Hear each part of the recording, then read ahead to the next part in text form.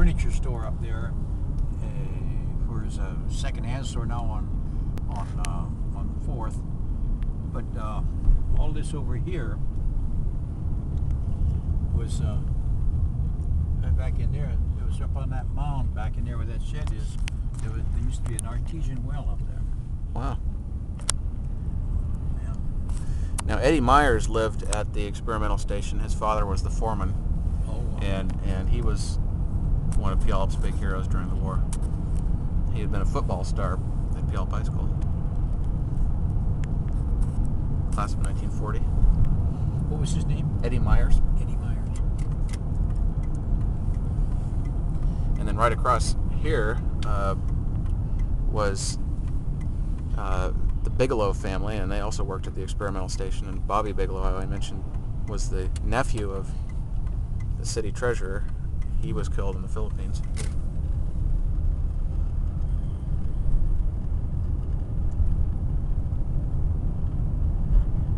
Fruitland Avenue. We had a 1933 Ford V8, and that cockeyed gutless thing, it must have had the rings off from the last 4 cylinders or something. We'd have to shift going up this hill.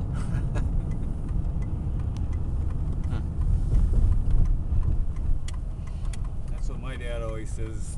When they say they don't make cars like they used to, he says it's a good thing. Yeah, it's a good thing. I remember it was at least once a month. The cars were jacked up, and you dropped the oil pan, and you wound up taking and filing off the parts of the bottom part of the connecting rod, so that when you fit it back up there, the babbitt would be more snug on you. Get rid of that clank. So was this all just open land? It wasn't a park at that This was time? all closed in here, yeah. In fact, this street was just been opened up since we moved onto the street. This used to be all just swamp in here. And 7th Avenue ended right here on 18th. Oh, really? All that stuff in behind is all brand new. I can't enjoy their sauna. I can't enjoy their steam bath, but I'm paying more for my house on taxes because of those $400,000 homes right behind me. Yeah. But it's nice. This is the street where they used to Mr. Hubert used to walk down. You could walk down through here, and you walk up to Maplewood Springs, and where it dumped into Clark's Creek. There was a little bridge up there, and they had a rope swing out over a big pond, and we'd go up there in the summertime, and we'd swing out on that rope and drop into the creek, and that thing was, oh God, that was ice cold. Was it cold? Pardon? It was cold. Oh, it was cold. Man, it was cold. And all you had on was just your pants. You know, you take off your shirt because you didn't want that, but you had on your old raggedy jeans, or maybe you had your cords. If you had your old cords on, you wore through school all that year. My God, they'd weigh a ton.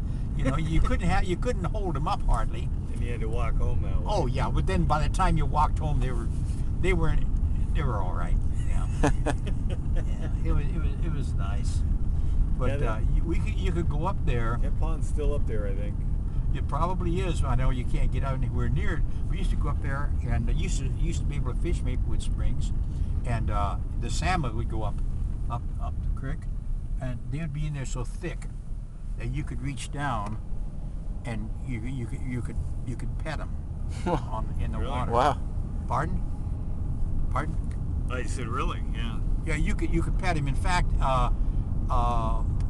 there was people that would go up there. They would pet him. They'd reach down, grab him by the gill, throw him in a cockeyed up on the land, and those salmon would take a wash tub, and they could go from nose to tail in a big big wash tub. Really? Oh yeah, they just reach down and flip them out. Now this is a big house here. No, that's right up above the. Has this house been here for a while? Oh yeah, it's been rebuilt a couple of times. That used to be. We used to get haircuts there for 10 cents a haircut in that That's barbershop. So right what was there. that, a store too? That's a grocery store there, yeah. And they built the rest of that. The Watkins dealer in the Puyallup Watkins dealer lived in this little house right here. I used to walk down there from my mom and get Watkins powdered pudding mixes and stuff like that, and Watkins vanilla and Watkins. The only rub you had for your feet, for your hands, and your sore knees was Watkins liniment. Used to be the good thing. Oh yeah. They're still around, aren't they? Oh yes, they are. I guess I didn't realize they went back that far.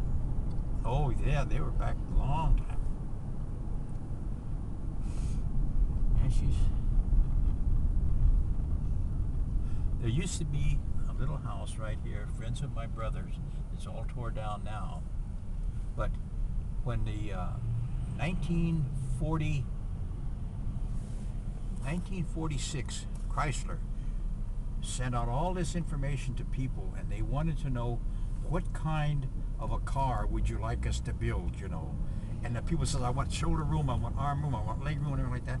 So they built the box. Mm-hmm. The box. In general, yeah, all the Chrysler products were they were up and square, you know, after the war. But Chevrolet and General Motors didn't ask the people what they wanted. They built the Chevrolet slantback. You got in there and you were sitting all hunched over like this. Those things sold by the millions. And the comfortable car, the one that everybody said they wanted, Nobody went bought begging. it. Chrysler almost went out of business. Just like we're doing again today. Yeah. Now we're going to be getting rid of Pontiacs. We got rid of the Saturn, or I got rid of the Oldsmobile, and now we're going to get rid of the Saturn.